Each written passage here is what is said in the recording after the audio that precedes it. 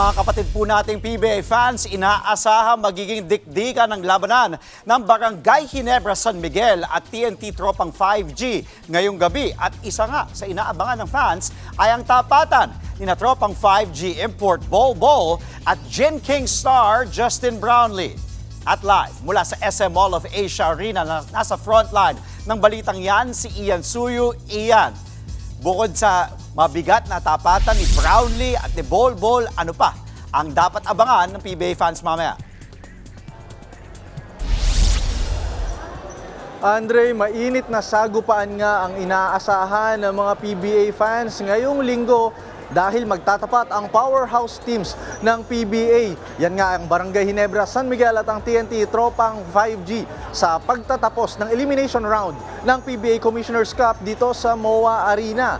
At ang pinaka gusto nilang mapanood ay yung magiging match-up sa pagitan ni Justin Brownlee at ni Bol Bol. Pero bago yan, unang laro muna tayo ngayon para sa Sunday doubleheader sa pagitan yan ng Magnolia Hotshots at ng Meralco Bolts. Pero pagkatapos nga ng tunggalian ng Meralco at ng Magnolia, sentro ng atensyon na mamayang gabi ang labanang sa pula sa asul.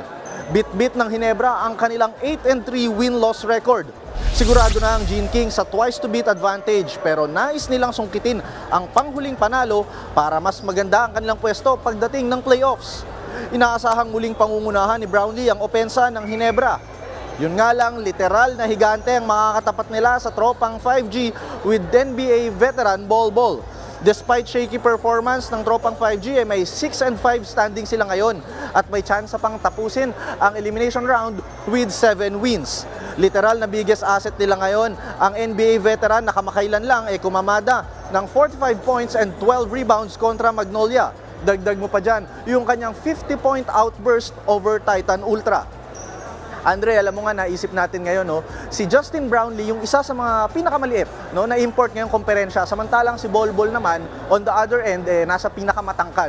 Kaya ang saktong tanong ngayon, is it going to be heart over height o height over heart? Yan ang aabangan natin mamaya sa pagtatapat ng Ginebra at ng TNT. Yan muna ang latest. Balik sa inyo, Andre.